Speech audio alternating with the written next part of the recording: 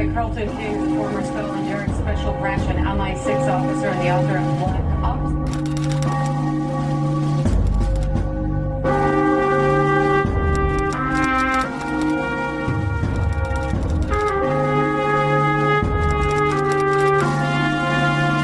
I was undercover for Special Branch in a jihadi organisation.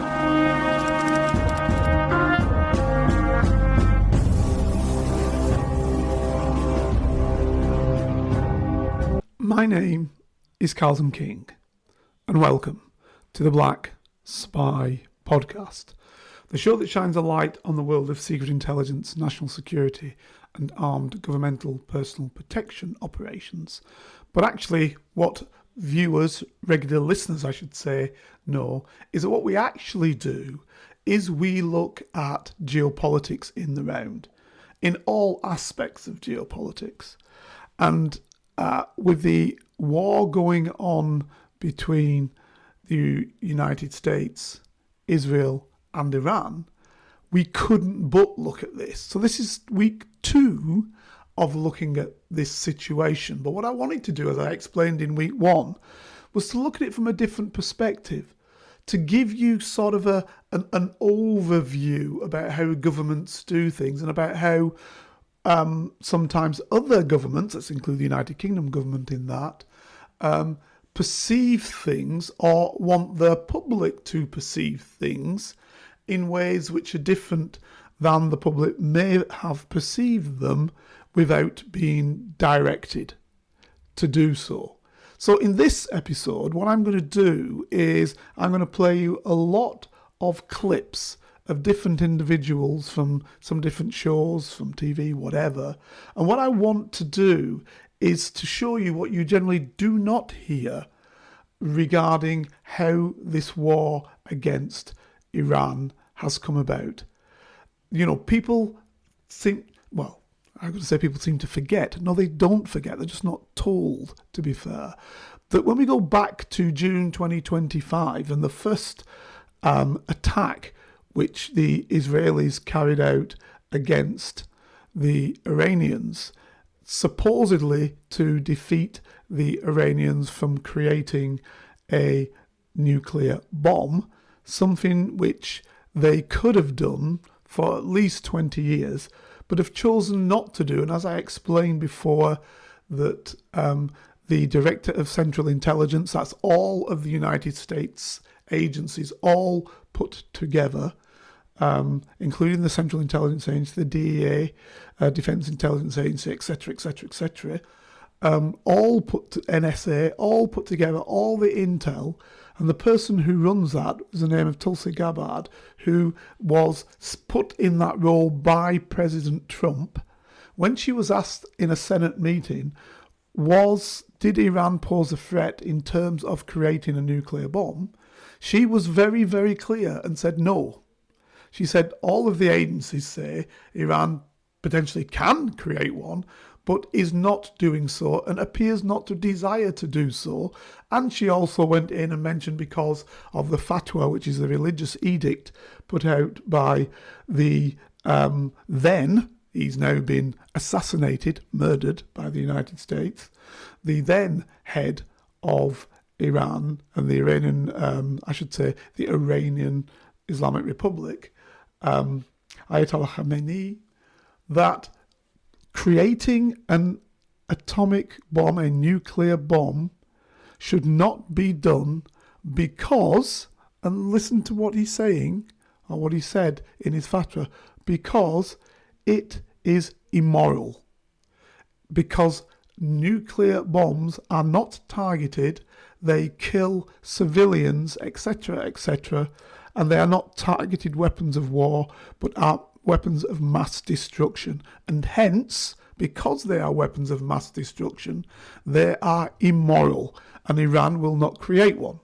Now, I suggest to you now that with his son taking power, and with the Ayatollah's son experiencing as he did the attack on his father, resulting in the death of his father, his wife, his sister, his mother, his daughter, that this will now be something which will be revised. And you can add to that, in addition to the family members that died, that 48 members, leading members of the Islamic Republic of Iran, also died on that day when an unprovoked attack took place at the senior area. Now, if that was done by anybody else but for the United States or Israel, we would be screaming out saying war wasn't declared, as one did with Japan in the Second World War, and the quote was from President Roosevelt, a date that will go down in infamy for a sneak attack. This was a sneak attack on the heads of government of Iran. Now, the reality of the situation is, regardless of what you think about the Iranians, this is not what we're talking about, regardless of what you may think about the Iranians, to attack leaders and basically, people use this word take out, let's say it for what it is, assassinate and murder a whole host of leaders, and indeed then the children, wives of these leaders, etc., right, is unpalatable. We should not, I'm in the intelligence services was, I was in the security services was, but that's unacceptable. It should not be done. And for our government to kind of spin around that and not say what it is frankly, there is no defence for it. It isn't even as though Iran was threatening anybody to suggest that we better strike first. Because in June, when the Israelis struck, the Iranians were absolutely in negotiations with the Americans to get rid of even the nuclear fissile material which they had that wasn't sufficiently processed in order to make a bomb, but we're in the negotiations to get rid of that material. And so in the middle of that negotiation, on a third party, the Israelis attacked Qatar. Now, we talk about the Iranians now attacking the Qataris and other Gulf and Middle Eastern countries. They're West Asian countries, I guess, is a real geographic perspective. But, we actually say, oh, look at what's happening there. But these are countries in which the people who have attacked Iran have bases. And in the Second World War, ladies and gentlemen, if you know anything about the Second World War, we did exactly the same. We attacked countries in the Second World War that were not part of that war, but held Germans within them. Example, when the French give up, we sunk the whole of the French fleet off the coast of North Africa. They were not involved in the war. The war was over. The French said, we're finished, done. Right? And we still sunk their fleet with all the French Marines and sailors on board. So please, let's not pretend that this doesn't happen. Let's not pretend that we didn't take action in Norway before the Norwegians were involved. I could go on and on and on. Especially in a country like ours with a colonial past, you can go on and on and on when we carried out attacks against countries that were not involved in war with us. So let's be realistic. When a country who has been attacked sneakingly then fights back, we're then condemning the countries that are fighting back. And when we put ourselves in the frame, which we unfortunately have done, by involving ourselves in shooting down Iranian missiles, we are then part of that system. Frankly, I'm going to say, and I'm jumping now, ladies and gentlemen, because later on you're just going to hear a lot of clips that I'm going to play, but just in this bit, just listen to what I'm saying here. You've got to understand that luckily for us, and I'm saying this now, luckily for us, President Putin is in power in Russia. Just 2 days ago, we allowed our Storm Shadow missiles to be fired at Russian factories deep inside of Russia, where Russian civilians lived and Russian civilians were killed. We allowed our systems to do that. And it's more than allowing, because we all know, and the Russians know it, that those systems cannot be fired without UK assistance to fire them. Okay? So those Storm Shadow missiles went over to attack Russia, and we were behind it. The Russians have mentioned this in the UN. the President Putin has mentioned this, right? And I think the reason why we are not being attacked by Russians now is because Putin is in power. However, and this is what I'm going to say, and this is why I'm connecting the two aspects. I think before this war in Iran, there was a danger, I believe, that President Putin could have been ousted. And the reason why President Putin would have been ousted is because President Putin was for many of the Russian citizens, is now not being aggressive enough. And so therefore, I feel that we were lucky that we did not end up with Russian missiles hitting into London in order to be how would one put it, a reprisal for what we are doing in Russia. Because we haven't just let those 8 Storm Shadows off now. We've been firing them forever and a day at Russia, and we've been warned we shouldn't be doing it, but we are doing it. And it's, I think, frankly, very, very dangerous for our Prime Minister, because it is the Prime Minister who authorises this, for our Prime Minister to play this game at this level.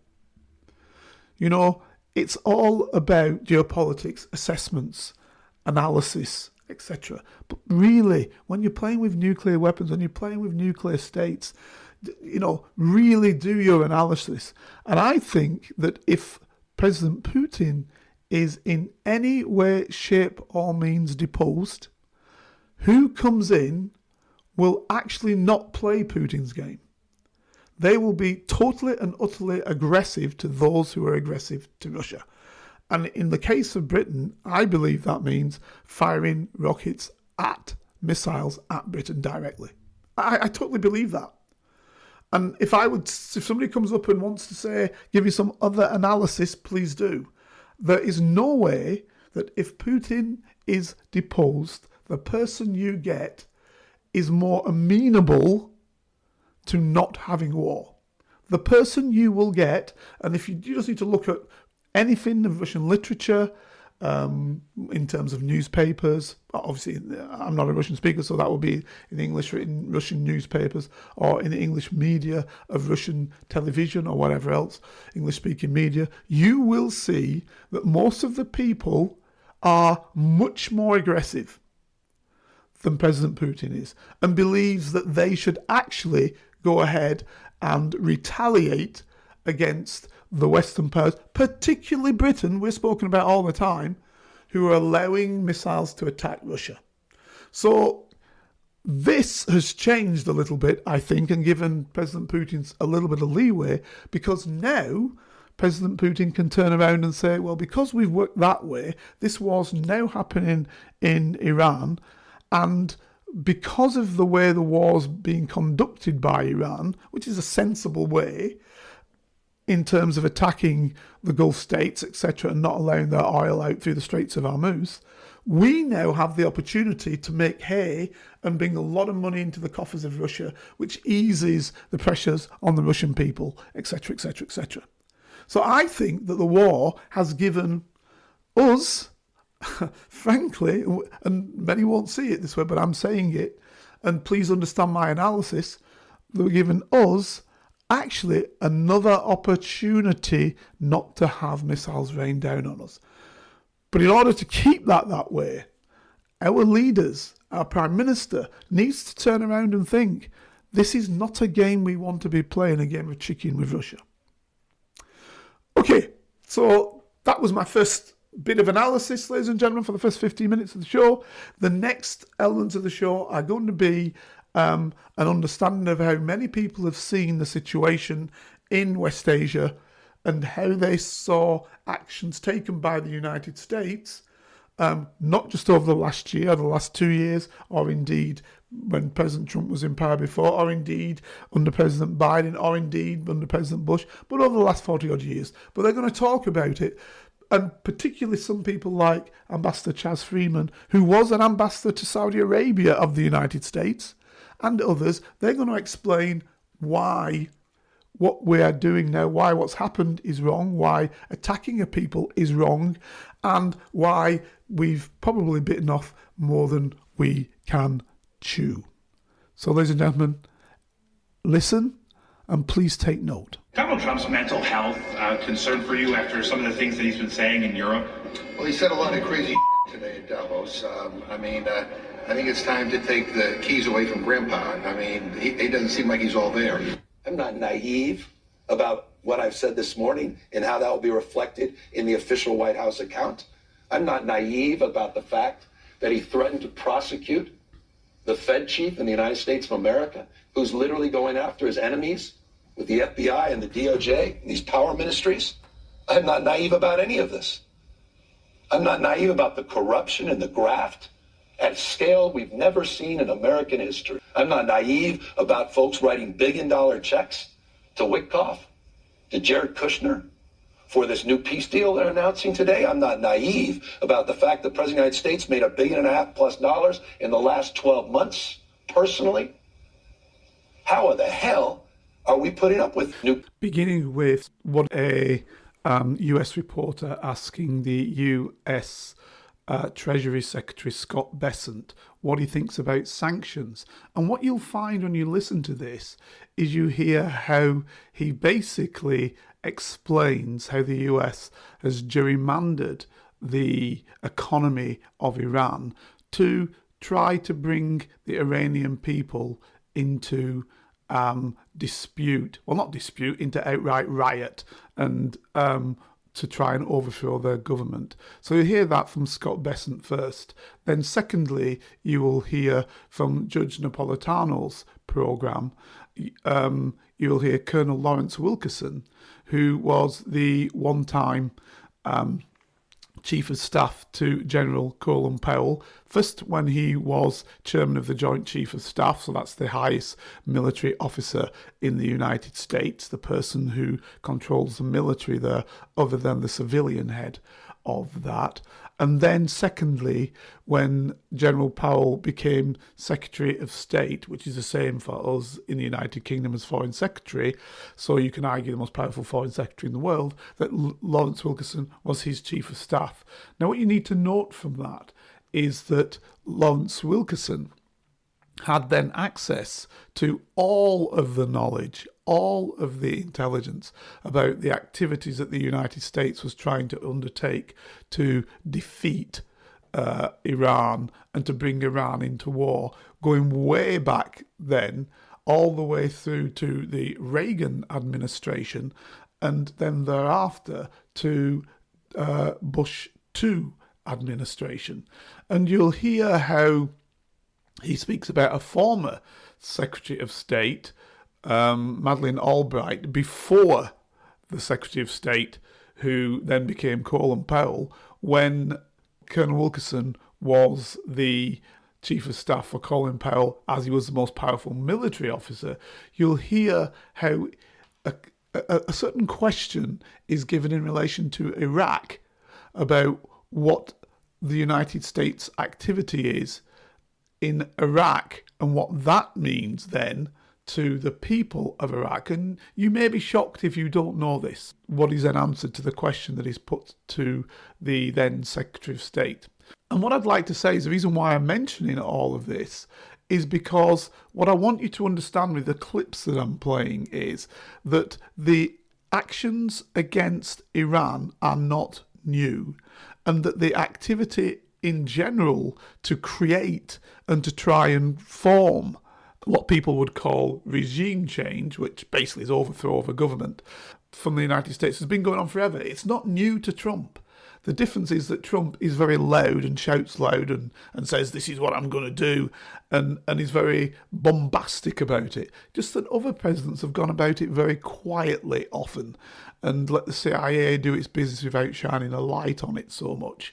And so this is something that we need to understand, that might has always been right, hence that's why we had an empire, and that empires, be they open empires like the British Empire and the French Empire, or closed empires, as I said previously about the United States Empire, they basically control what smaller states do. Now, it's only fair to say that they've done that with some measure of international law in mind. Trump says, I don't care about international law. The only international law that Trump has, and I'm quoting him now, is his own morality.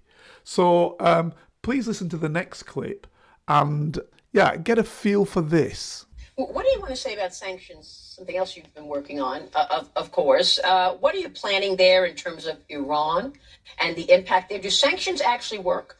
And the same question with regard to 500% secondary sanctions or tariffs on countries who purchase energy products from Russia. Okay, so two things there. There are treasury sanctions.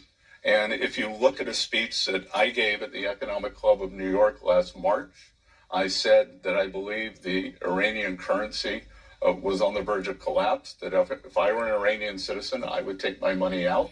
President Trump ordered Treasury and our OFAC division, Office of Foreign Asset Control, to put maximum pressure on Iran, and it's worked.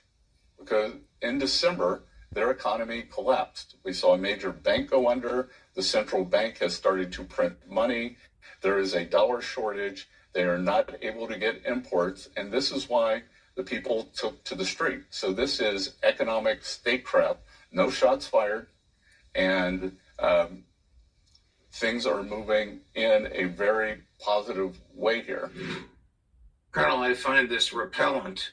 But your thoughts, please. I do too. Economic statecraft, Mr. Secretary, I would call it war crimes. You are using the power of your economy and your system to kill people. Do you recall when Madeleine Albright was asked a question? I think she was out of the Secretariat, but not by long. Did she know that 500,000 Iraqi children died during our sanctions period after the first war? And she said, yeah, I know that. I think it was worth it.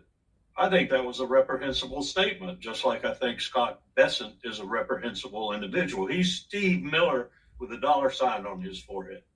What I'm going to play you now extends on from this. It's when Bessent is in front of the House in one of the committees, and he's asked about the actions against Iran and what they do. And you'll see two things come into this.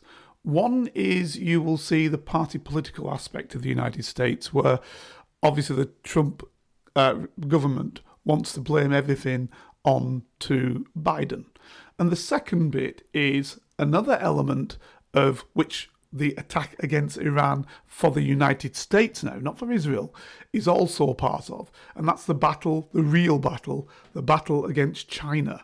So what you show is, unfortunately for the United States, is within their agriculture policy, how they need China to buy soya beans, etc., etc. But they're trying to force China, with the other hand, to have enemies, to arm, to do a Ukraine basically on the Chinese, and to arm Taiwan to such a level that the Chinese think, oh, I better actually take some action against the Taiwanese before they take action against me. Now, I don't think the Chinese will do that, because I don't think it's ever going to get to that level of threat.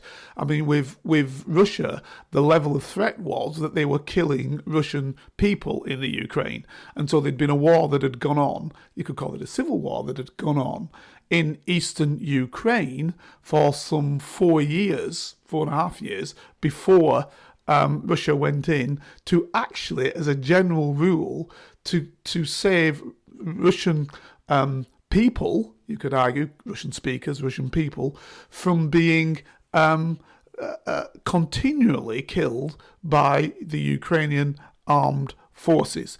And so nobody disputes the fact, and you can listen to Colonel Jack Board, who is another individual who one could listen to, who explains through a French colonel who was actually there on the behalf of the Organization of European States, looking at what was happening in eastern Ukraine and stating very, very clear that the Ukrainians were attacking civilian people in eastern Ukraine, but was then told to, no, don't actually articulate this. It's not good to articulate this. So in other words, what the French colonel was saying, and the Swiss colonel, Jack Board, was saying, was that there'd been a concerted effort by NATO to allow the Ukrainians to kill 15,000 of their own citizens, albeit Russian-speaking Ukrainians, in the east, and therefore undermine them. And what the Russians did is to go in to save these Russian-speaking Ukrainians. So there were people being killed that were perceived to be Russians. And of course, before that, there'd been an agreement which was supposed to stop these murders and these killings, which the West played lip service to. And we know the West played lip service to because you can look this up. It's not difficult to see.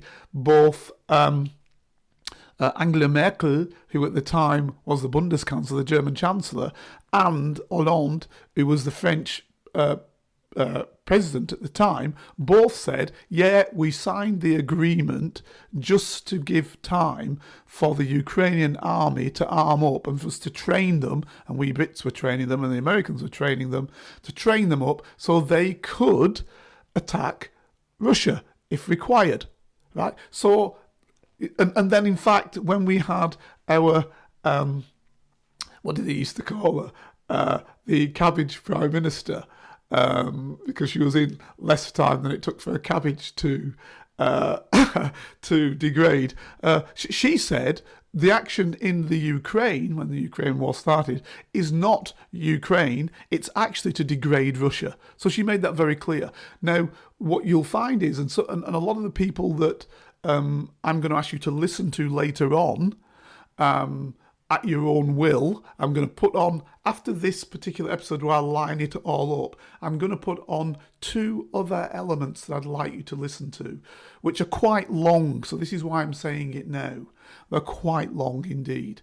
So you're going to have the former American ambassador to Saudi Arabia and then Under Secretary of State, so that means we'd call him Minister of State, for China and East Asia. So you're going to have that individual who will be speaking about, Ambassador Charles Freeman will be speaking about the war in Iran started by Israel and the United States and how that had been planned and put forward for many, many a year, even when he was in power, and how that is really a battle against the Chinese. So because a large percentage, up to 35% of the oil that China utilises comes from Iran, the United States wants to control that oil to lessen the capacity of China. So you see, what you're really doing is, that's the United States position, of course, is to lessen China by undermining its energy resilience. But then the Israeli position is simply to, frankly, have Iran fighting itself with different Iranian factions fighting each other, actually for time immemorial. You know, the Israelis will be happy if they just keep killing each other over the longest period of time, and then they're perceived to be no threat to the Israeli plan of people like Smotrich and others who want to create a greater Israel that actually is the biblical greater Israel that runs from the Euphrates all the way to the Nile. And that's what the Zionist I would argue, purist in terms of the biblical sense, and you'll hear Smotrich say it all the time and others, that's what they want to create. Also, who you'll hear say it often is Christian Zionists in the United States, who you will hear later, Tucker Carlson, speaking to Ambassador Hucklesby. He is the ambassador of the United States in Israel. So he's appointed by the Trump government, and you'll hear him say, if Israel wanted to take all of that region, that would be up to them because they've been gifted it by God. And if you then went back, you've heard many other people articulating such things. Rubio kind of articulated it. The American governor and individual who ran for the role of presidency against Trump, actually, Senator Ted Cruz, he had articulated that his belief was, from the time he was brought up in Sunday school, was to say that Israel was and did have a right to anything it needed to because this was God's word and they were God's chosen people and Israel was what God wanted to happen. And that's a very famous interview by Tucker Carlson, who himself is a right-wing Christian American who had worked for various networks, including CNN, and now runs his own very, very, very popular and well-known show on various social media platforms, but the Tucker Carlson network himself. So what I'm saying is that this feeling of Christian Zionism is abroad in the United States. And so, and very much part of the, you could argue, I would say, of the Trump administration. So if you listen to this next clip, you'll get a feel of all of these issues being brought forward. To actually respond as well, Mr. Secretary. When I look back over the last 4 years of the Biden administration, it was failed policies for our agriculture industry. Number one, President Biden walked away from the trade deals and the trade gains that President Trump had gotten for our ag industry. Number two, with record high inflation, it hit our farmers worse than anyone. Both the war on energy of the Biden administration, plus the amount and the payment of equipment, plus the fact that input costs had literally been frozen, and the Biden administration failed to pass a farm bill, didn't even try. So here you had record high cost with energy, equipment, labor, inflation, and then you cap what they can make. And I don't remember one person on the other side of the aisle saying, let's move a farm bill. Let's help these people. Let's drive down energy costs. And so I would just like to say, Mr. Secretary, I feel like our ag industry is at the forefront of what we're looking at right now, and I'd like to give you an opportunity to respond. Well, one of the things I will respond to is that in my first meeting with my Chinese counterpart, the vice premier, I asked him, under the phase one purchase agreement, they were actually exceeded in 2020, signed in January 2020. The level of the agreement was exceeded every time President Trump has spoken with Party Chair Xi. He suggested he buys more soybeans, and slowly that they tapered off. And we said, why? He said, Biden didn't enforce. Biden didn't enforce the purchase agreements. Yeah, walked away from it. So speaking of something else we walked away from in the Biden administration was actually being tough on Iran when it came to sanctions. I appreciate the maximum pressure strategy that President Trump has gone back to. I'd like to ask you, what more can we be doing as we see us place pressure on the Ayatollah, who is no friend of the United States of America, and as we see what he is doing to the citizens of his own country and the streets? What more can we be doing to make sure that we are placing the pressure that we need to on the greatest state sponsor of terrorism, and that is the Ayatollah and Iran? Well, what we could do at Treasury, and what we have done is created a dollar shortage in the country. At a speech at the Economic Club of New York in March, I outlined a strategy. It came to a swift and I would say grand culmination in December when one of the largest banks in Iran went under. There was a run of the bank. The central bank had to print money. The Iranian currency went into free fall. Inflation exploded. And hence we have seen the Iranian people out on the street. We will continue monitoring all the partners, all the Iranian partners. The good news, Senator, is that we have seen, and we can see it with our fencing, we have seen the Iranian leadership wiring money out of the country like crazy. So the rats are leaving the ship, and that is a good sign that they know the end may be near.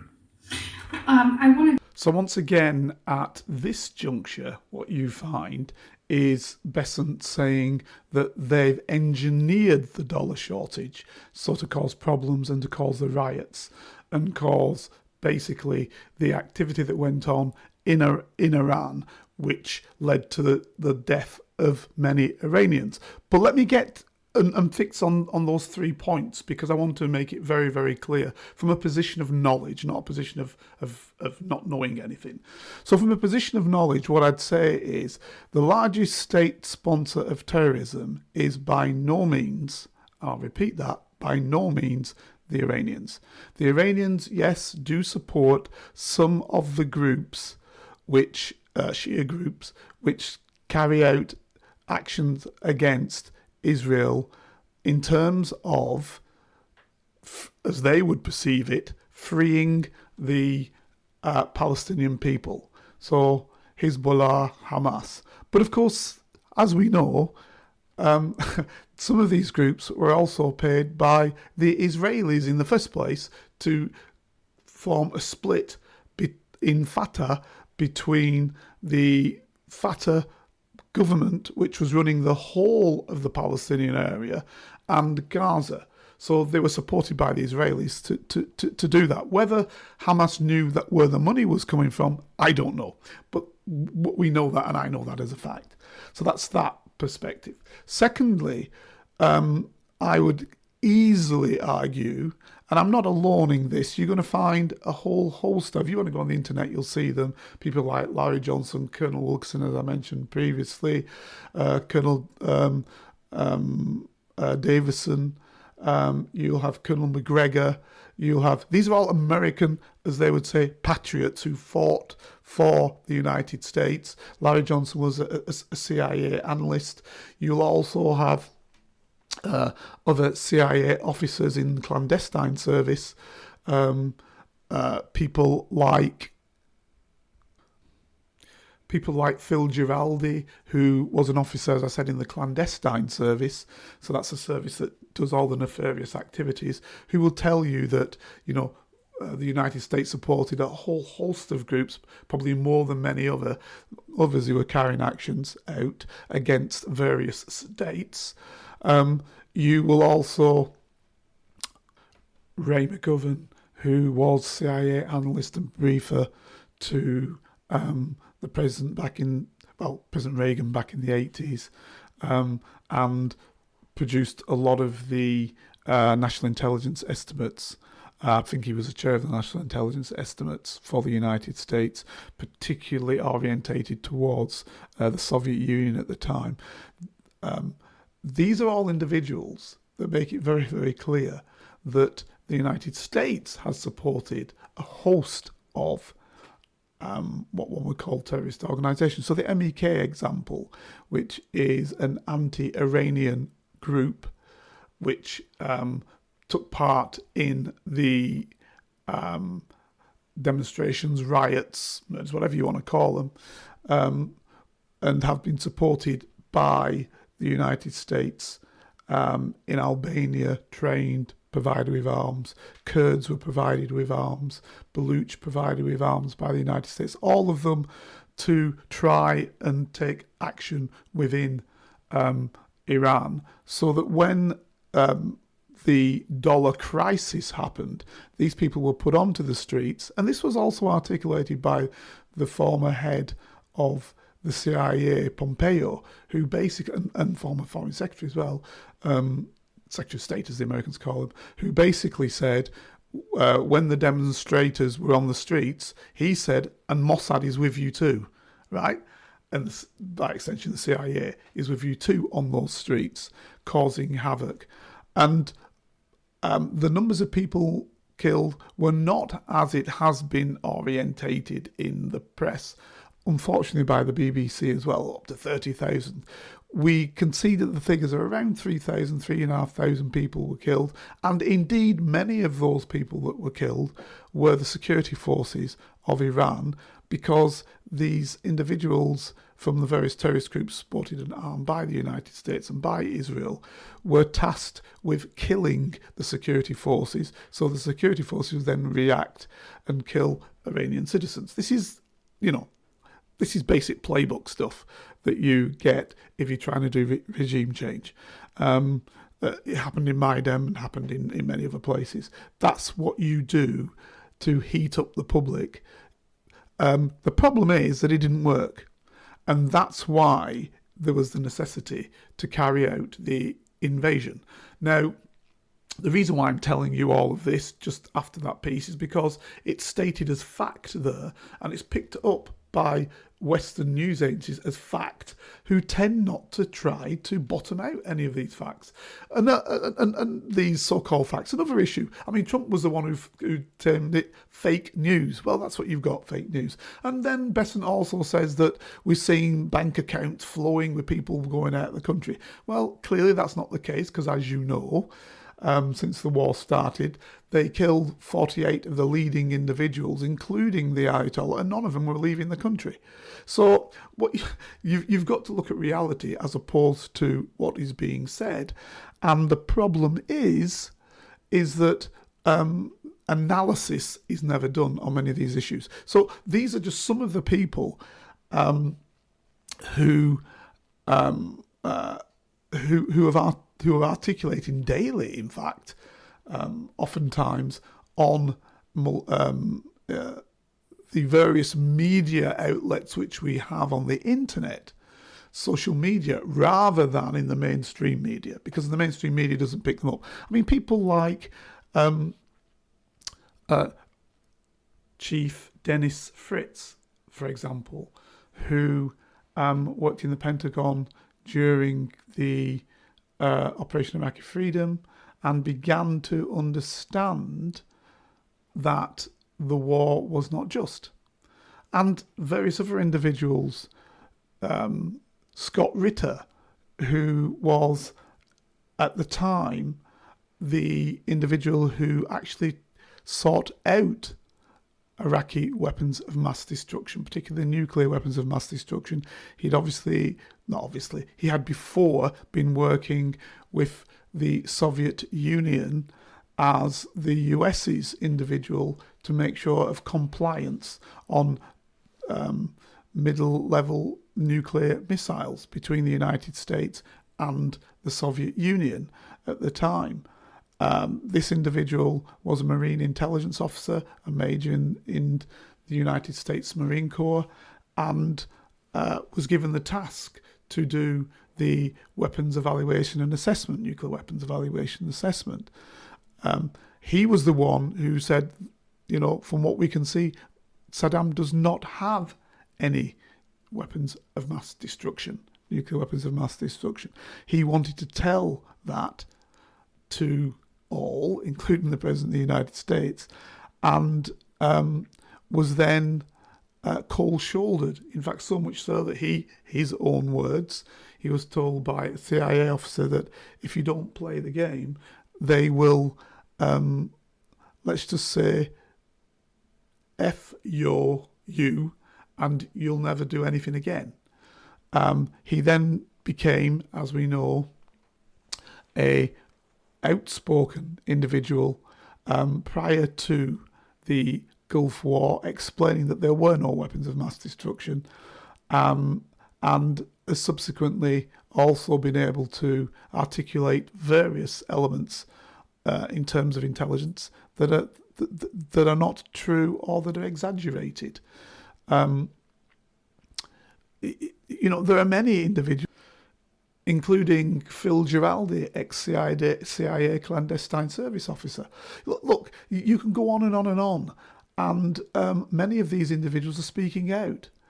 and articulating what the circumstance is. So that's people involved in politics at the highest level, so government, if you will, the executive, people from the intelligence and security agencies, people from the military, and people even from just business are articulating how regime change happens and how the media and psyops are playing us all. Now, why am I mentioning all this? Because it's very, very dangerous right now. And because all of us may pay the price. And so therefore, after this next clip, I want you to listen to two very long clips. One is Tucker Carlson and his interview with Huckabee. And then I also want you to, as I said before, listen to Chaz Freeman, the former ambassador. He's going to articulate to you. Now, both of those come at the end. They're very long.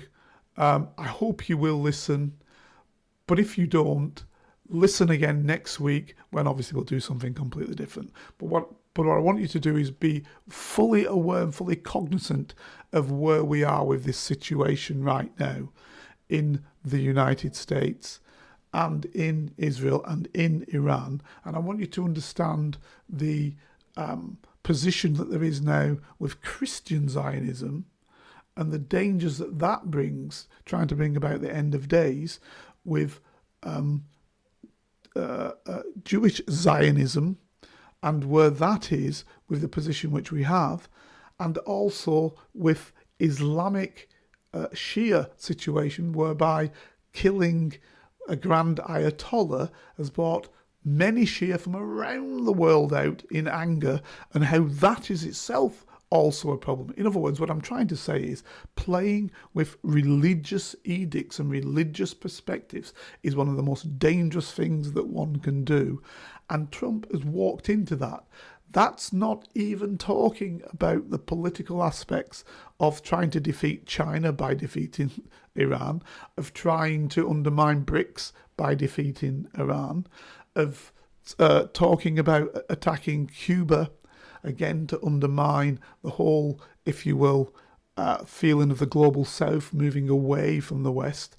The actions of Iran in order to try and bring in the petrodollar and undermine the petrodollar fully. And I'll actually do a program on that, about what the petrodollar is and why that's very, very important. So by destroying or potentially making places like the UAE, Bahrain, Kuwait, and obviously Saudi Arabia look insecure by attacking US bases in those places, but also attacking the leaderships in a sense by showing that the US, when it comes down to it, doesn't protect them, but takes away their protection and puts it into Israel. So thereby letting their people understand, many of their people, by the way, who are Shia, albeit that the leadership are Sunni, straight away you can see how this can bring the whole of West Asia into flames.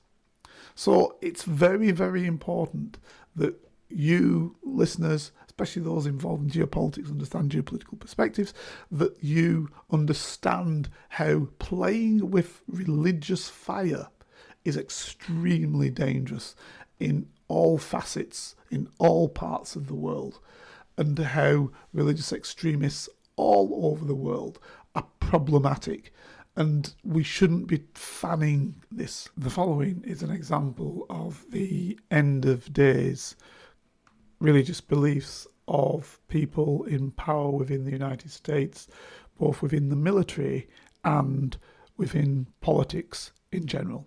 Pentagon confirmed to Larson that Hegseth attends a weekly White House Bible study, and it's led by a preacher who says that God commands America to support Israel. And these are the people, again, who are running our country and running our military, and these are the things that they believe. So Larson spoke with MRFF president and founder Mikey Weinstein about the report, and this is what Weinstein had to say. He said, these calls have one damn thing in freaking common. Our MRFF clients, service members who seek MRFF aid, report the unrestricted euphoria of their commanders and command chains as to how this new biblically sanctioned war is clearly the undeniable sign of the expeditious approach of the fundamentalist Christian end times as vividly described in the New Testament book of Revelation. Many of their commanders are especially delighted with how graphic this battle will be, zeroing in on how bloody all of this must become in order to fulfill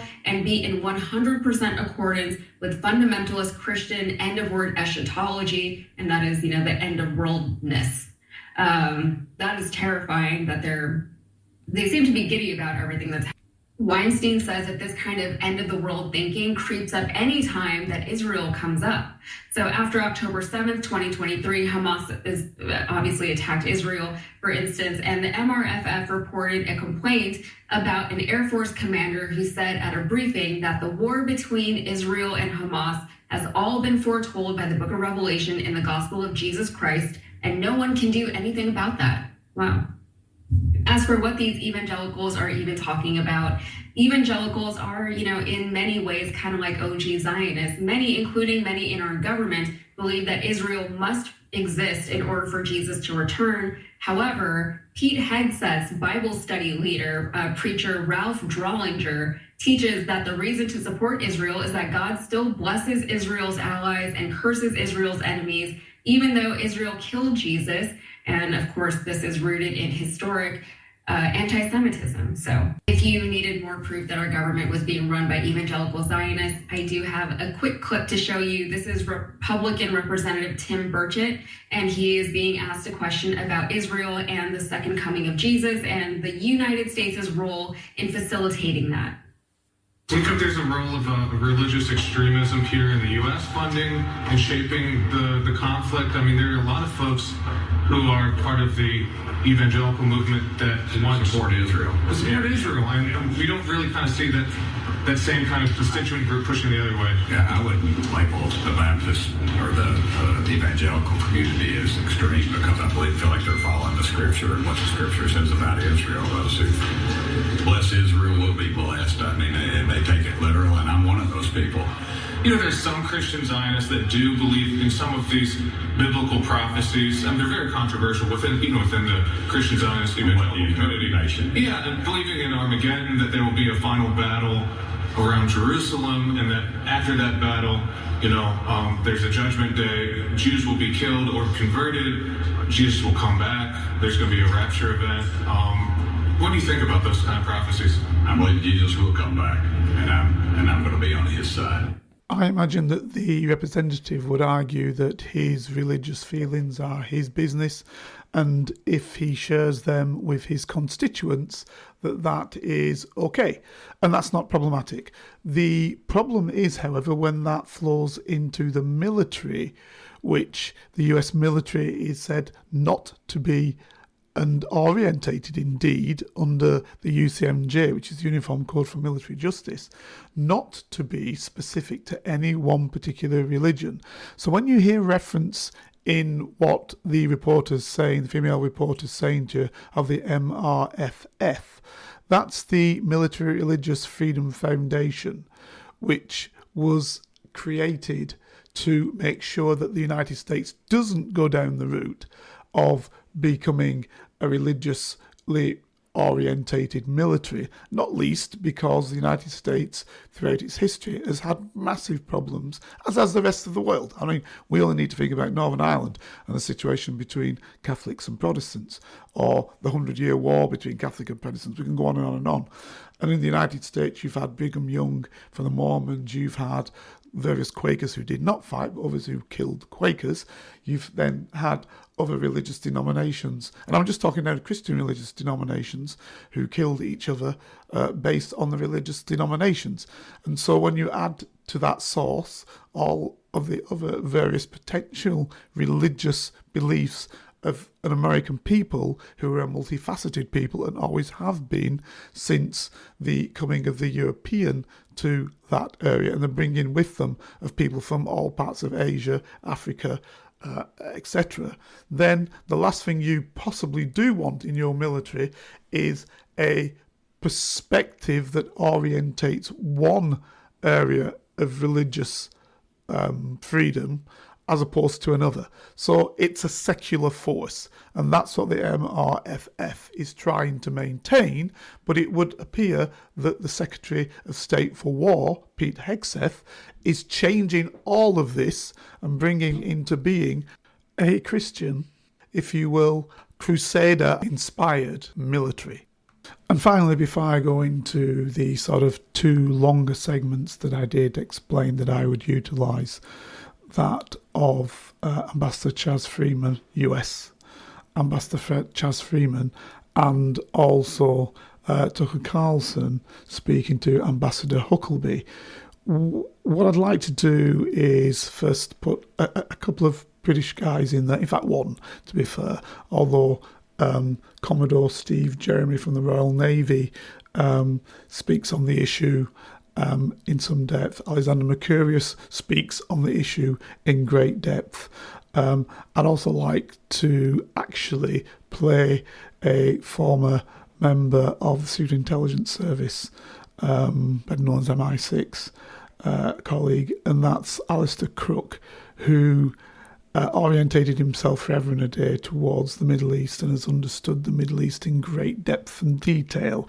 Indeed, once he left the service, he went to work for first and foremost the EU and then the UN, trying to solve the problem as it related to Israel and its neighbours, and obviously the Palestinians in the region, and so has made great negotiations and has great in-depth knowledge. So it's well worth listening to what Alistair Crook has to say. Leader and the hierarchy of the Iranian government, and according to Trump, the second tier. What does that mean? Well, the killing of the supreme leader. I mean, you know the details. I mean, he was at home, and his family was with him because they opted to look after him, and they knew what was likely to happen. I mean, he was at his desk. I've seen, not inside his home, but I've seen the home, which is in North Tehran. It's a very humble, straightforward building, and he was working there.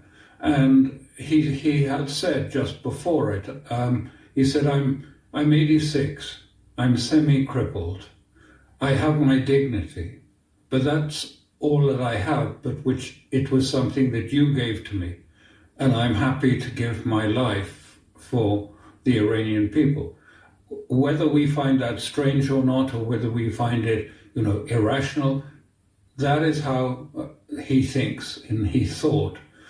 And it is part of the culture of Iran, the idea of sacrifice and being willing to pay that sacrifice for the interests of your people, for your civilization, for your religion.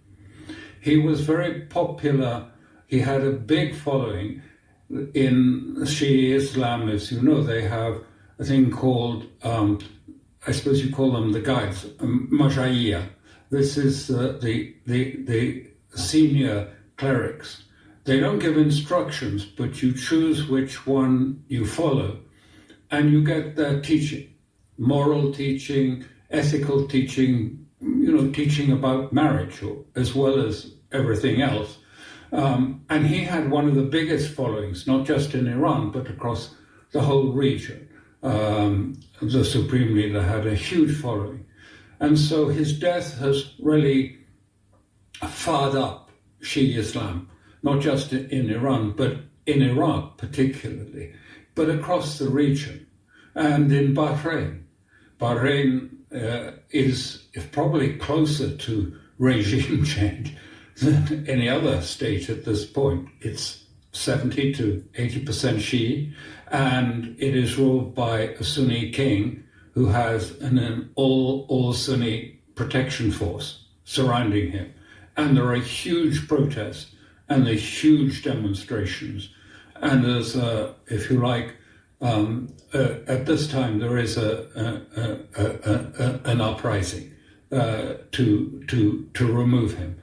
And there have been support coming in, forces coming in from Saudi Arabia, across the bridge, but I'm not sure if the bridge still exists, to Saudi Arabia, to try and rescue him. So it's had a big effect, and there have been attempts to besiege the US embassy in Baghdad, huge numbers of protesters outside the Baghdad.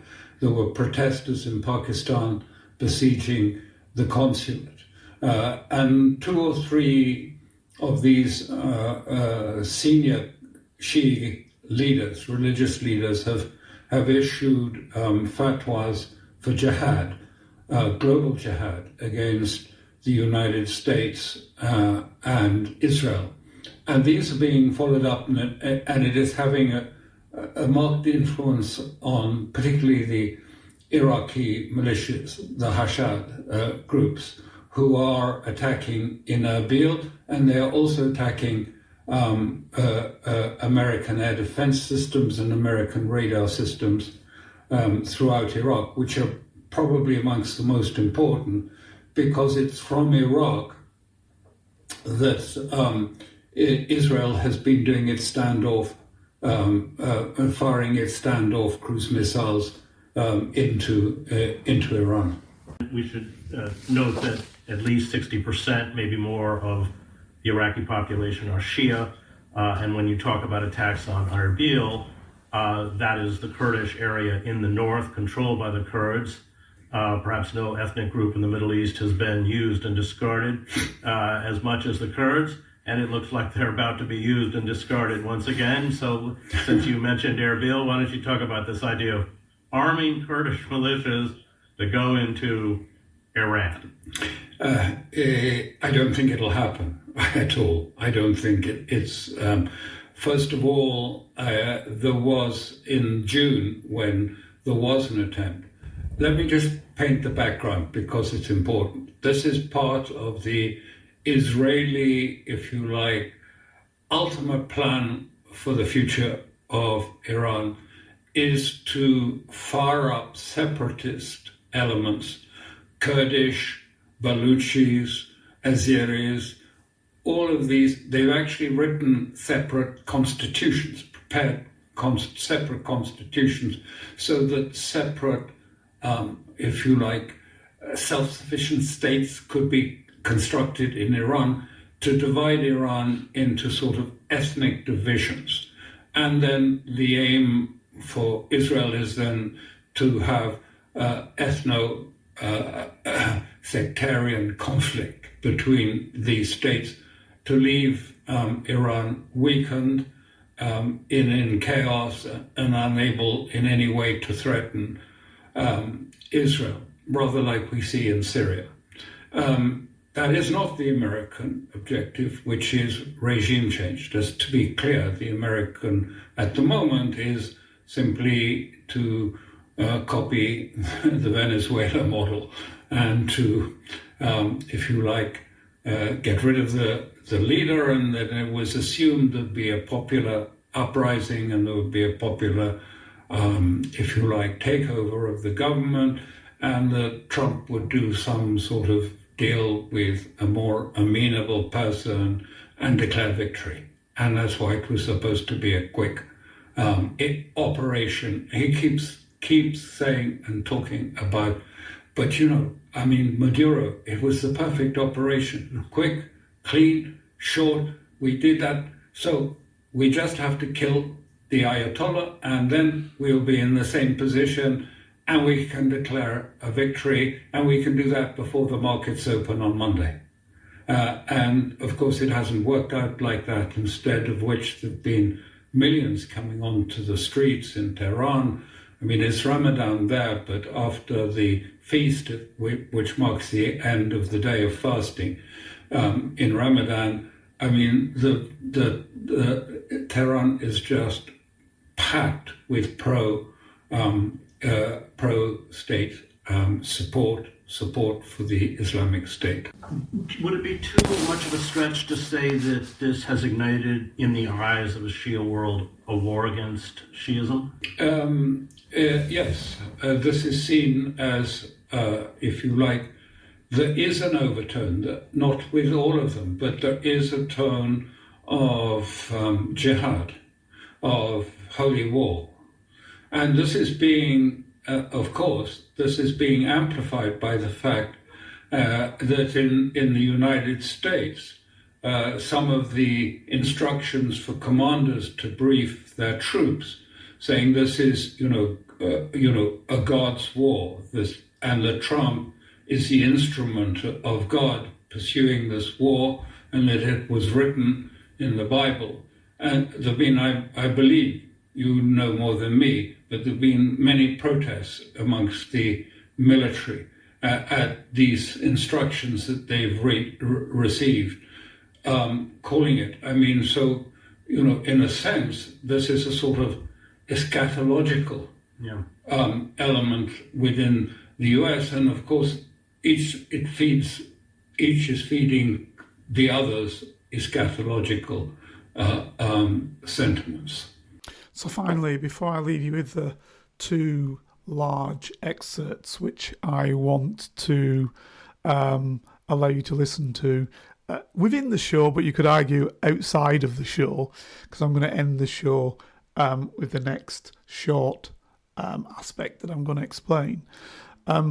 What I'm going to play for you now is what Alistair Crook was referring to when he said that Secretary of State Rubio had articulated the reasoning for the war in terms of why now and Israel's position within that. So I'm going to leave you with an American official called Colby and the fact that he's being questioned by the Senate and his response to why the United States is now at war with Iran. And ladies and gentlemen, hopefully you will continue listening to the next two pieces which I have, which, as I said before, and I've reiterated on a couple of occasions, are quite long. But I think if you want a full and very well covered and defined understanding of this conflict, it is well worth listening to the next two aspects from both Ambassador Freeman and from Tucker Carlson. So, ladies and gents, please listen next week. Please listen on, and please enjoy. Mr. Colby, you're in charge of policy, so I'm going to ask you some policy questions with regard to Iran. When I woke up Saturday morning to the news, the first question that popped into my mind was, why now? Why now? What was the precipitating factor?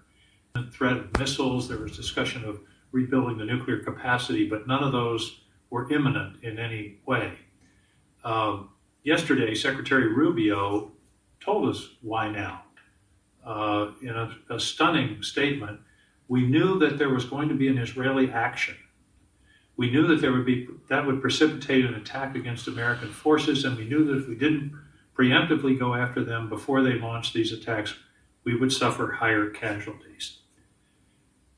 Have we now delegated the most solemn decision that can be made in our society, the decision to go to war, to another country? That's the implication, the breathtaking implication of Secretary Rubio's statement, which to me is the only explanation I've seen as to why this action was taken when it was. There were no objective facts on the ground that said this is something we have to do now. There were no missiles being loaded on launchers. There was not a nuclear bomb being rolled out. I'd like some response on policy. Is it now the policy of the United States that we're going to be taken into a war by the prime minister of another country? Well, sir, what I would say is, and I think Secretary Hegseth and General Kane went into this yesterday, that it was, and the president has talked about this as well, is the very rapid buildup and reconstitution of Iran's ballistic missile, cruise missile, and one-way attack. But that's been going on for some time. The question is, why was it Sunday Well, I think there was a perception that this threat has been manifest. As the president said, they've been killing Americans for 47 years, and this is something where we can see this is going, and they're going to be able to have with this kind of missile shield. So do you dispute Secretary Rubio's statement? I think Secretary Rubio inadvertently told the truth the other day, that this was driven by Benjamin Netanyahu, and here we are in a major conflict. Do you not agree that seems to be the precipitating factor? Well, I agree with you that Secretary Rubio told the truth. I wouldn't characterize his remarks. They stand for themselves. I know he's spoken a lot. The remarks I've seen of his, the president's, the vice president, the Secretary of War, the chairman of the Joint Chiefs of Staff, focus on the buildup of Iran's conventional. I find it very disturbing that we're committing this nation to war based upon a decision by even though a staunch ally, and I'm a supporter of Israel, but I don't think anybody should drive our decision to go to war, but the interest of the United States. The president made our decision, Senator. That's my understanding. Sir? Our understanding of the Department of War. The president made our decision. I mean, he makes the decision, obviously. Well, he made the decision, but it appeared to be based upon the fact that Israel was going to strike. And one of my questions is going to be at the hearing this afternoon: was any effort made to dissuade the Prime Minister? Prime Minister Netanyahu has been egging for an invasion of Iran for 20 years. U.S. presidents have consistently said no. And my question is, why now? Let me move on to something else. I'm very concerned about the president's words to the Iranian people. In his speech the other night, in his speeches back in January, the other night he said, "I call upon the Iranian patriots who yearn for freedom to seize this moment, to be brave, be bold, be heroic, and take back your country. America is with you. I made a promise to you, and I fulfilled that promise." We cannot protect the valiant people of Iran from the IRGC from the air. There is no way that they can be protected without troops. Do you have any different understanding of that? And my concern is that we may be raising the expectations of these people that we will truly have their back when we won't, and they'll be slaughtered again as they were in January. My understanding, and again, I wouldn't presume to interpret the president's words, but is that this is objectively an historic opportunity. Obviously, you've had the significant erosion of the most, oppressive members of the Islamic Republican government. But ultimately, I think one of the reasons this isn't an example of nation building and this kind of interventionism that Senator Reid mentioned is precisely because it is looking to the Iranian people to take the initiative. I have no question. But the Iranian people don't have the guns, Mr. Secretary. The Iranian people don't have the force. It may work. I hope it does. But in this case, the risk is great, and I'm afraid we may have put these people in harm's way by misleading them about our commitment. Thank you, Mr. Chairman. So that was a Republican senator in the House of Representatives on the committee questioning a US official as to why the war in Iran was, if you will, started on a particular date and time. Why now, he kept asking. So that was basically the question. Now we go one step further, and now we go to the ex-American ambassador to Saudi Arabia.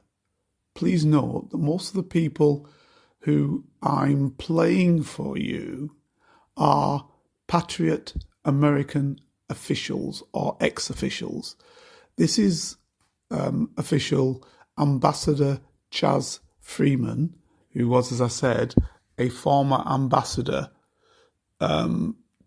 to Saudi Arabia from the United States. He was also Undersecretary of State. So in our case, British case, a minister in what would be the Foreign Office. And this is his understanding of why the US has gone to war with Iran. Send you another email saying that I want to talk to you again. So if you could give us your assessment of what happened in the last 8 days or so insofar as the conflict. Yeah, well, let me describe what I think is happening. Basically, December 29th, there was a meeting between Prime Minister Netanyahu and Donald Trump at Mar-a-Lago, Donald Trump's club in Florida. And at that meeting, they agreed on an attack on Iran. Therefore, the negotiations, which took place in January and February, were a sham. They were cover, again, for the marshalling of forces to mount the attack that finally was mounted on February 28th.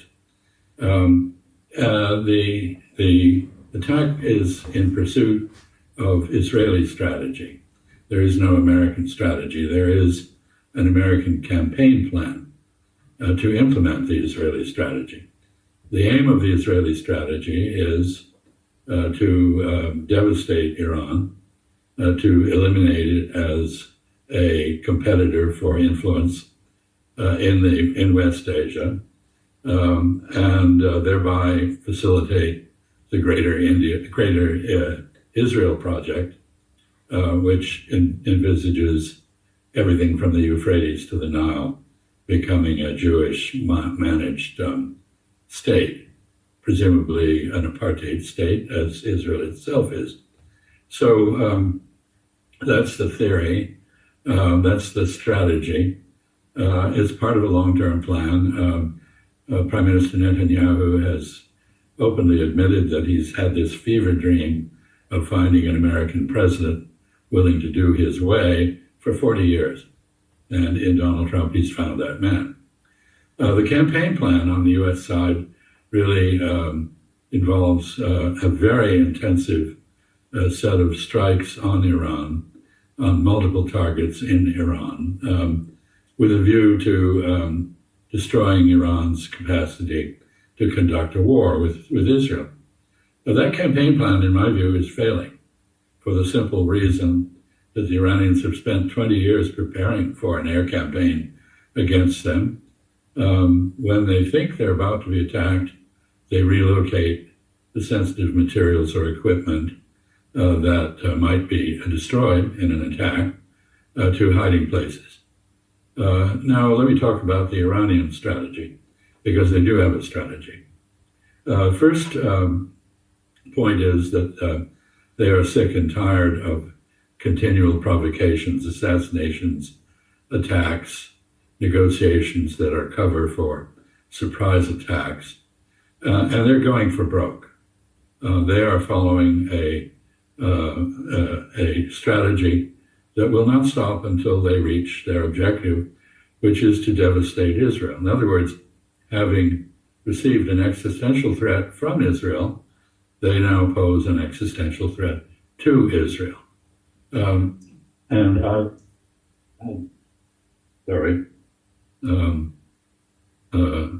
I used to chair a group in Washington that called the Committee for the Republic, and they have awkwardly decided this is the precise moment to get me back, I guess. Anyway, you can cut all that out, I hope.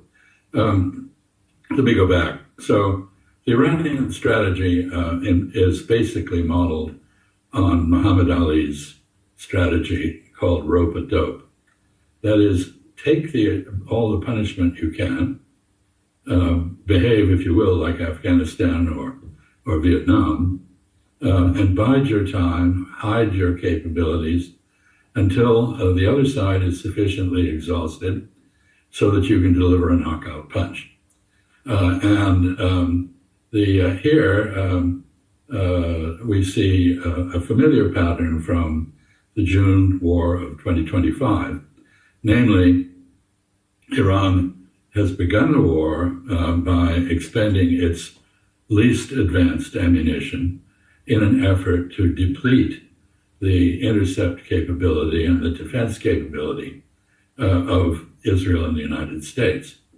And if the June war is any guide, about 10 or 12 days into this, Israel will in fact have exhausted its capacity to defend itself.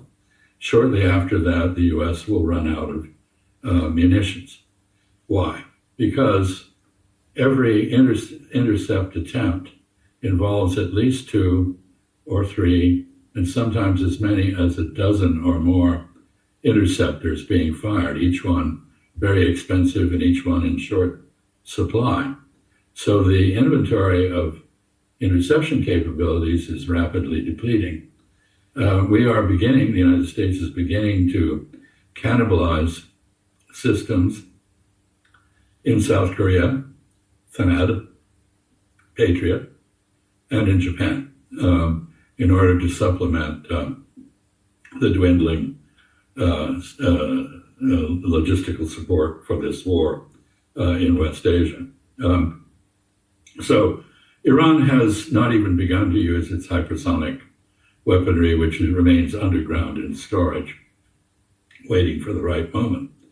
Let me talk about the most important development today, which is that President Pezeshkian of Iran, on behalf of the three-man governing council that has replaced the slain Supreme Leader, Ali Khamenei, has apologized to the Gulf Cooperation Council countries, Kuwait, Bahrain, Qatar, UAE, and Oman, for attacks on them.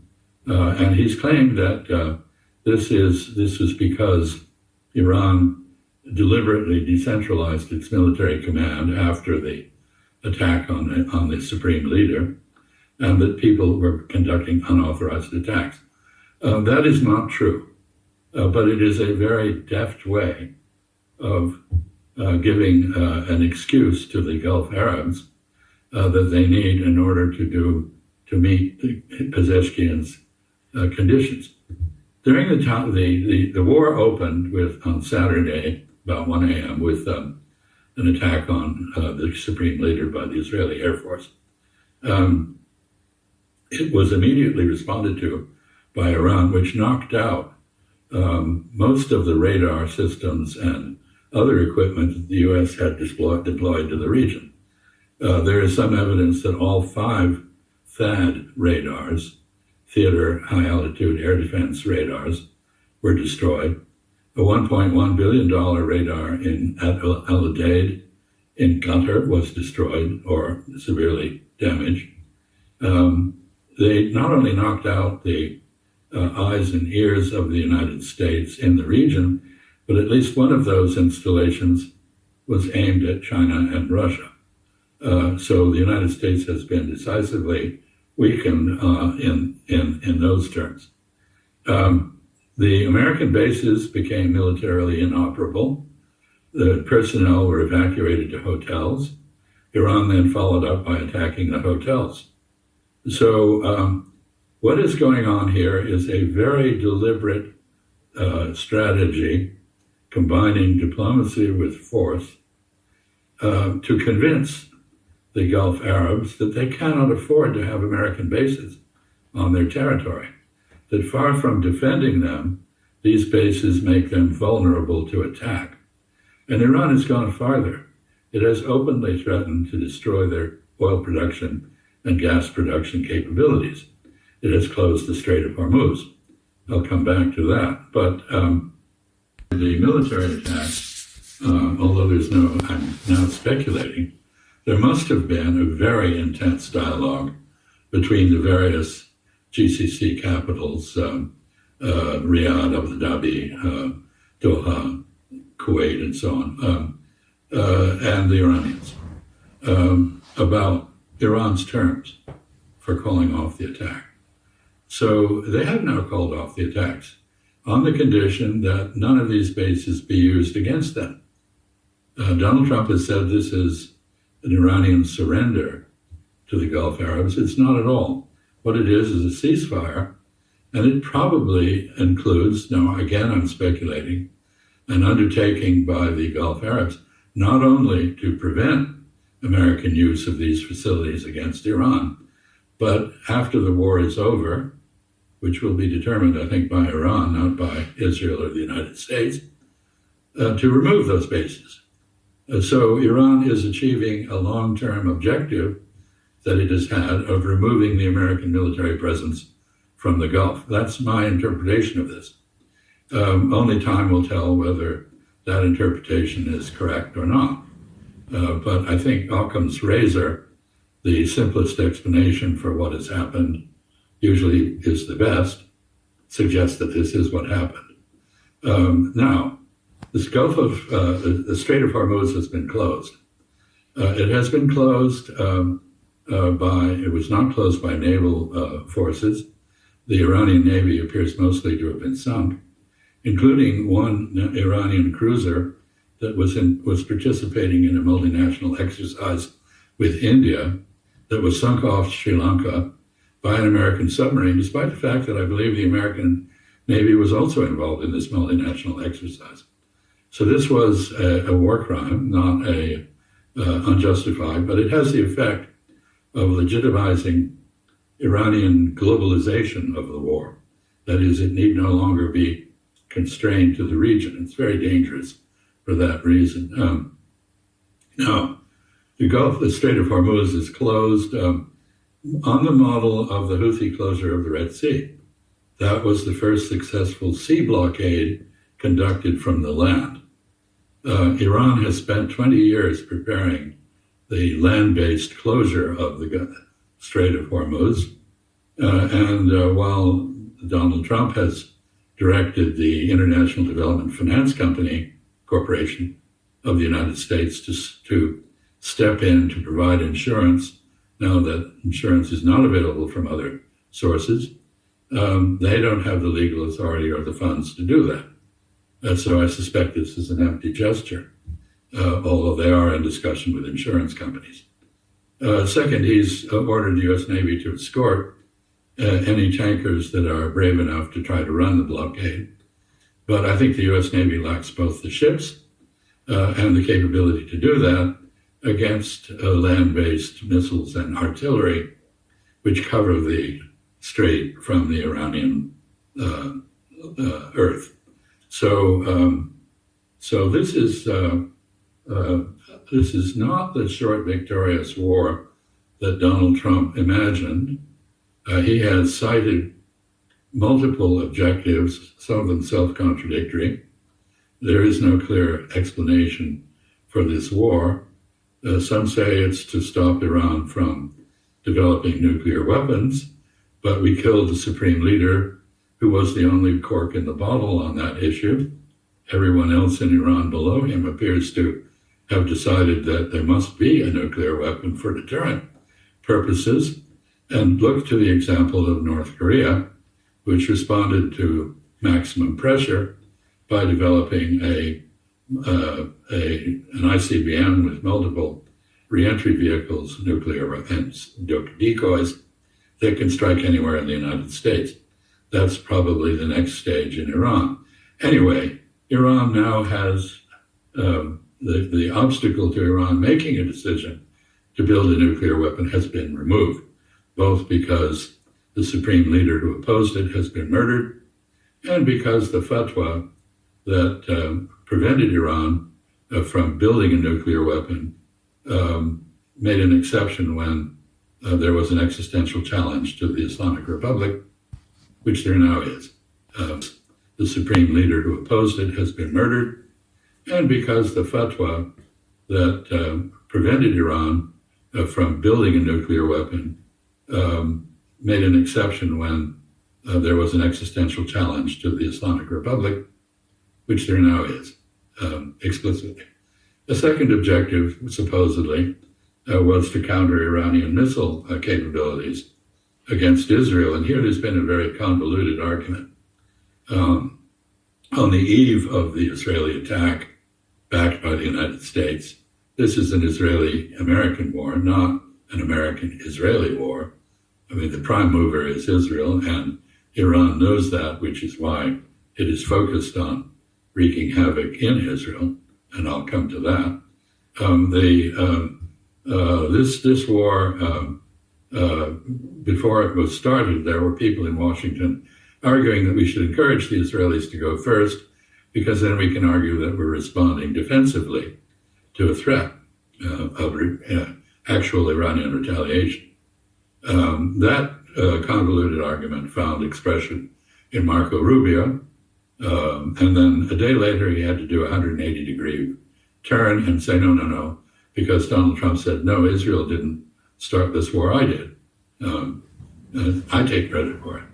And so we see American officials behaving like Soviet apparatchiks in the Soviet era, turning pretzel logics into pretzel-like convolutions and reversing themselves at a moment's notice quite shamelessly. And one wonders whether the end result will not be for Mr. Rubio what Molotov, the Soviet foreign minister, suffered, namely reassignment to a hydroelectric project in Outer Mongolia. Perhaps Mr. Rubio will end up running a lemonade stand in Tijuana or perhaps San Diego. Anyway, in the middle of all this, I should add, the Trump administration is threatening the Cuban government with annihilation. So there's a certain consistency here. The savagery of the newly renamed Department of War is much at evidence. Let me turn finally to the issue of what is happening in Israel. First, let us acknowledge Israeli military censorship is very effective. It's effective not only because it is applied strenuously to people in Israel, but also because the Zionist-oriented American media respect it. So when Israel says something, they just dutifully repeat it. When that is challenged, they say, well, we can't verify that. So we know very little in the mainstream media about what is happening in Israel. There is an interesting clip from an Indian journalist, Braj Mohan, who just posted this on X, which indicates what other sources are saying, namely, the interception of incoming Iranian missiles is failing. The damage is extensive. And I recall that in the June war, 408 buildings were destroyed in Israel. Many Israelis are still homeless as a result of that. This now is much worse. Mr. Mohan is quite panicky in his little clip. He clearly has been renewed his done puja. He's got a nice red mark on his between his eyes. India is in a very poor position. It has almost no strategic petroleum reserve. I believe there's about 9.5 days supply in the Indian strategic petroleum reserve, whereas China has 253 days of strategic petroleum reserve, and Japan incurred quite a bit less, but still far more than India. So it's entirely natural that the Indian government has petitioned the United States for an exemption from the Russian oil embargo that the United States had imposed. And the Russian Federation has offered to resupply India with oil, which it will have to do via the Pacific or around Africa. And so India's going to suffer power outages. The one that you just experienced is probably not related to that, but things are going to get pretty tough. Second effect is about half the world's fertilizer supply has just been cut off. In the Northern Hemisphere, this is right in advance of the planting season. So we're going to have a food shortage down the road. And if we look at the energy picture, Qatar has had to stop production of gas, both for export and domestically. I mean, for example, there's a Norwegian aluminum factory in Qatar that has had to shut down because no gas is available to power it. The land-based facilities that produce liquefied natural gas in Qatar have been damaged. We're told it will be many weeks, perhaps months, before they can be brought back online. We're in a situation where the United States and Israel, following Israel, a long-term Israeli ambition, has started a war which is not going to be the short, victorious war that its proponents imagined, but a long war of attrition in which industrial capacity and inventory of weaponry and defensive equipment will decide the outcome, along with the ability to take punishment. Again, Muhammad Ali and rope-a-dope. I'll take all the punches you give me, I'll punch you enough to exhaust you, and when you are exhausted, I will strike you. And that is the Iranian strategy, and of course it may not work, but at the moment it appears to be working. And so I think the mainstream media and the boastful statements of the Central Command must be taken not with a grain of salt, but a boulder of salt. So this is sort of a summary, I think, of what is happening, at least as I see it. And of course, I may be wrong. So that was Ambassador Chaz Friedman's diplomatic analysis of the war with, 30 to 40 years of diplomatic service behind him, in the question provided to him by an Indian journalist on Indian primetime TV. The next track and final track is, as I mentioned before, the Tucker Carlson Ambassador Huckabee track, which I think you'll find very, very interesting. Zionists and evangelicals, and I just want to say again that I'm sorry. I've always liked them because they're pro-life and they're also really nice people. So for the third time, I'm sorry that I said that. I think part of my problem is I don't understand the theology, and you are not a fake Baptist minister. You're an actual minister. You've had a church for many years. You're an actual theologian. So, and I mean this with sincerity. I hear people say, those who bless Israel will be blessed. I know it's a reference to Genesis. I don't understand the connection between that concept and modern Israel and the geopolitical world. And so I'm going to stand back and ask. Let's first define, because, from my days as a debater in high school and college, one of the things I knew, you didn't start the debate till you defined the terms. Amen. Let's define the terms. Thank you. What is a Christian Zionist? What does that mean to you? What does it mean? I don't know. It's the people who call me a Nazi for asking what Israel means. I mean, that's kind of I don't even know. But here's the point. If you say a Christian Zionist is a person who has a brain virus and is guilty of heresy, that's a pretty big charge. I know. I shouldn't have made it. I made it out of anger and ignorance. So, and I'm Christian. I think we can agree as somebody who follows Jesus Christ. Exactly. Has a personal relationship with Jesus Christ, believes in his death, burial, resurrection, has repented of one's sins, and have accepted him as one's Savior. Would that be fair? Amen. Christian. Define that. Zionist. A Zionist simply means a person who believes that the Jewish people have a right to have a homeland where they have security and safety. Did you believe that the Jews have a right to live in Israel? Do you believe that Jews have a right to live in Israel? That would be a Zionist. That's all a Zionist is. I have a million questions about what all of those terms mean. Yeah. But conceptually, I wish Israel no harm. I don't want to see You want them to have a place where they can live with safety and security? I saw this recently in an extremely telling exchange between the lieutenant governor of Texas, who I know and I've always liked, and a woman I don't know, never met, who's on the Religious Liberty Commission or something. And she said, I'm a Catholic, but I'm not a Zionist. And they had this ferocious exchange. And he kept saying, and everyone on the panel seemed to keep saying, you have to believe in Israel's right to exist. I've never kind of questioned, just for the record, but it did raise two questions I think are really important. And I hope you'll answer them. One is, where does that right come from? I mean, it comes from, essentially, you could say it comes from the Bible. I would say that it does. But it comes also from a long iteration of historical precedents going to the Balfour Declaration of 1917.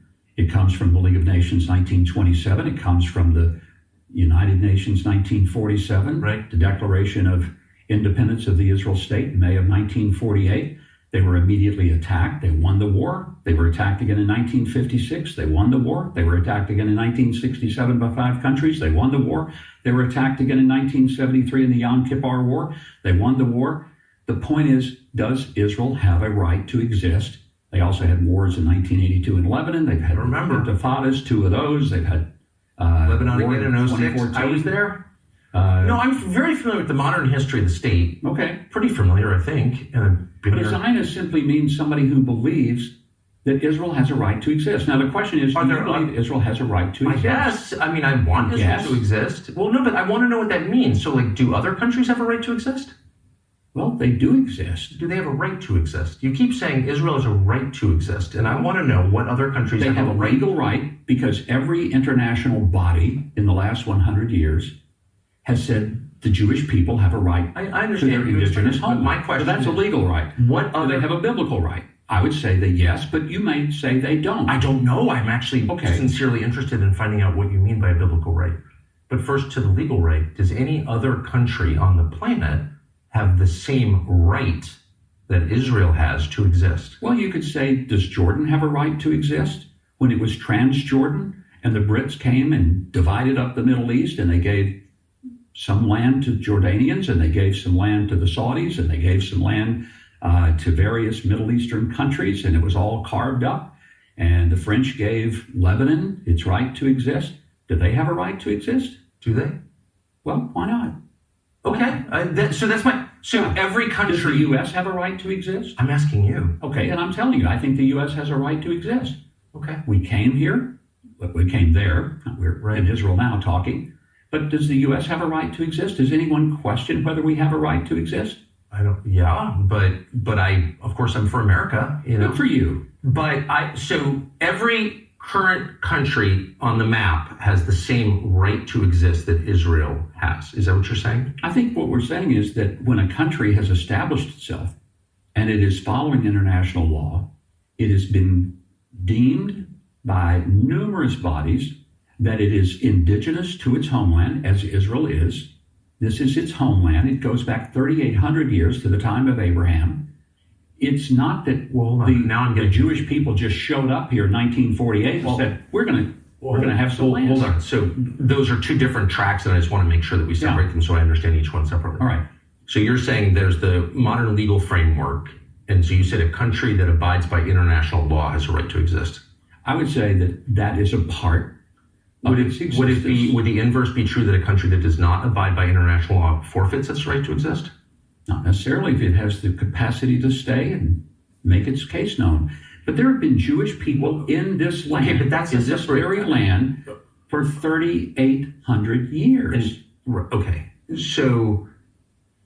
But you're saying as the modern nation state with borders and a military and a Knesset and just all the kind of trappings of a modern country, all of which I support, that country has, every country on the planet has the same right as Israel to exist because it does exist. Is that what you're saying? I'm just trying to understand the concept here. Well, I think what we're trying to get to is Christian Zionism, and you've taken this way off the road here. I don't know that I have. I don't need to. Christian Zionism is a separate thing, but I just keep hearing people say Zionism is the belief that's the fundamental argument that's going on. Does Israel have a right to live in their indigenous, ancient, historical land, a land that has been affirmed throughout international organizations, a land that has direct ties to the Jewish people? I just want to know if this is a universal principle. I guess that's what I'm getting at, because if it's not, then it's meaningless to me, because as a Christian, I believe in universal principles. Something is right for everyone, or it's wrong for everyone. We don't believe in special cases. But here's the question. If the Jews didn't have this land, would the Jews have a right to any land? I don't know. I'm not attacking the Jews. I'm asking if this applies to every people in every nation. Does every nation have the same right to its own homeland, to its own physical land that you say Israel does? I feel like we're in a rabbit hole here. No, I think it's a very straightforward question. No, but does that right extend to other countries other than Israel? But the most important thing that is going on in our culture right now is whether or not the people that are yelling in the streets from the river to the sea, whether that's a legitimate point of view to say that there should not be a Jewish homeland. There should not be a Jewish state. You'll never hear me say that. I just want to know. I know you haven't said it, but that's the argument. It's one of the arguments going on globally. And the United States, has a pretty narrow view, I would say, in our media culture, what's happening around the world. There are plenty of countries having this debate. Stonehenge is a lot older than the first temple in Israel. And it was built by the same people who live there now. It's the same people. And they are being pushed off their island and outnumbered by people from other places. And so in Great Britain, in Ireland, which is also a country with a nation of people, a race, if you will, that is being displaced, replaced. Who are they being replaced by? Immigrants. Okay. From other places. I just wanted to clarify because I was one of the... Well, just as a demographic matter, it's just like you can look at the numbers. It's not controversial. Just look at the numbers. There'll be a minority in their country. And their people have been there longer than the Jews have been in Israel. And so they're having this debate too. That's all I'm saying. And lots of places are having this debate. Sure. So does that principle apply to everyone, or is it specific just to Israel? I think it applies specifically to Israel. It applies to anyone who can prove that they have some connection to the land and connection to the history and connection to international law. But Israel, I think, does have an extraordinary international law. So if, again... Well, no, but let me finish this. Yes, sir. Because here's the point. We're talking about Christian Zionism. The idea that as a Christian, I believe in both the Old and the New Testament. Why wouldn't I? I'm a person of the book. There are 80 million evangelical Christians in the United States. What makes us who we are is our adherence to the Scripture, our belief that the Bible, all of it, not part of it, but all of it, is the Word of the living God. Yeah. So if I believe in the Old and the New Testament, I do believe that there is a very specific call to the Jewish people that started with Abraham, and he called them out of what is now modern-day Iraq, said, "Come where I send you." He came. This is the land. Genesis 12:3. He says, "I will bless those who bless you, curse those who curse you." In Genesis 17, he looks out over the world. He says, "Look, and this is where I'm giving you the land." I think and since that time, there have been people living in this land connected to that moment of history. So there is a historical connection that is unbroken. You've said that, and I want to ask you what that means a little more specifically, if that's okay. But first, let me just say that you could say the same thing of Britons who've been there in their land longer. Is anybody trying to tell the Brits they can't live there anymore? No, what's happening is... But they are saying that to the Jews. Oh, okay. But I just wonder if you would extend the same sympathy or the same principle. You seem like this is... You think I'm trying to trap you? I'm not. I'm at all trying to trap you. It'd be as simple as saying native Britons have the same... no problem with the native Brits having their land. Having the right to their land. I don't know that there is a biblical connection for the Brits. Okay. But I would say... So that's what it comes down to. Take that off the table. And I think there's still a basis for the Jews having this little bitty strip of real estate. I'm not even arguing with you. I'm just trying to trying to understand what it is that you're saying, because it's not obvious to me, and maybe it's an IQ problem, but I'm having trouble understanding it. But let me just go back to just clarify one thing. Okay. You've brought up international at least twice, maybe three times, as a basis for Israel's legitimacy. If Israel was out of compliance with international law, whatever that is, would it be less legitimate? Depends on if the law and the way it's applied is legitimate. There are some applications of so-called international law that are not legitimate. I agree. Look at the ICC or the ICJ. I agree. Utterly ridiculous. One of the reasons I'm so grateful President Trump and Secretary Rubio are pushing hard, trying to get rid of the ICC and the ICJ, is because they have become rogue organizations that are no longer really about an equal application of law and justice. I don't know enough about it to say if that's true or not. But I'm interested that you yourself appealed to international law as a basis of Israel's Well, what I'm looking at is the whole of the last 100 years. The Balfour Declaration is not exactly international law, by the way. It was a letter, I think. It was maybe not law, but it was a declaration. It was an assumption and a declaration that was done by Lord Balfour in Great Britain. At that time, this land was under the British mandate.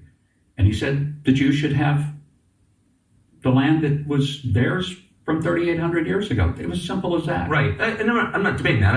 It was not international law. It was a colonial power saying, okay, but then later it was international law under the League of Nations, under the United Nations. And then because of the victories that Israel had against those who tried to annihilate them, and it wasn't just that they were trying to take a little piece of their land, they tried to annihilate them. Okay. And there is still to this day the shouts of from the river to the sea. And Tucker, that means only one thing. not the shrinking of Israel, but the annihilation of Israel. I don't think that's different. I don't think you can say that you know what it means, actually, because you don't know what's in people's hearts. So why don't we just deal with the facts? Maybe some people mean it. I know it's in their mouths. I know it's in their minds. But I'm not, look, you'll never hear me say that. What you will hear me say is I'm confused by what the definitions are. So let's go through this. You've appealed to Genesis. Genesis 15 says it's Abram, it's pre-Abraham, it's Abram, receives from God the news that his descendants will inherit the land. And you tell me as the theologian if I'm getting this wrong, but from the Euphrates to the Nile. I think that's right.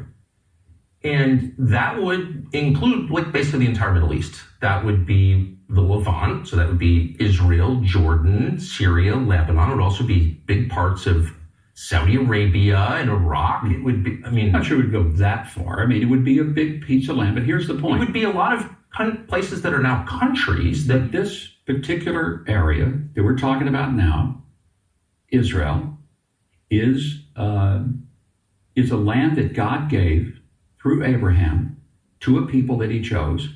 It was a people, a place, and a purpose. We can look at it that way. Christian Zionism, I want to go back because that's where we started. I'm not going to let you off on this because you have said it 3 times that God gave this land to this people. And so it is entirely fair for me with respect to ask, what land are you talking about? Because I just read Genesis 15, as I have many times. Mm-hmm. And that land, I think it says, from the Nile to the Euphrates, which is, once again, basically the entire Middle East. So God gave that land to his people, the Jews, or he didn't. You're saying he did. What does that mean? Does Israel have the right to that land? Because you're appealing to Genesis. Yeah. You're saying that's the original deed. It would be fine if they took it all. But I don't think that's what we're talking about here today. What would be fine? Well, it's exactly what we're talking about today. But here's what I don't think you think it would be fine if the state of Israel took over all of Jordan. They don't want to take it over. That they're not asking to take it over. But you're saying that the reason that Israel is legitimate, has this inherent right to exist, is because, in part because God gave it to his people. And I am going to the same Bible that you're referring to and noticing that that is a huge piece of land. So if God gave them that land, then they have a right to take it now by your definition, unless I'm missing something. I think you're missing something because they're not asking to go back to take all of that, but they are asking to at least take the land that they now occupy, they now live in, they now own legitimately, and it is a safe haven for them. Well, may I ask though, because you're explaining what Christian Zionism is and your theological beliefs, and you think you just said it would be fine with you if the state of Israel took all of Jordan, all of Syria, all of Lebanon. That's really not exactly what I'm trying to say. I'm asking, is that what you said? I thought that's what you just said. It was somewhat of a hyperbolic statement in that, if that's what you feel like that we're talking about, but it isn't.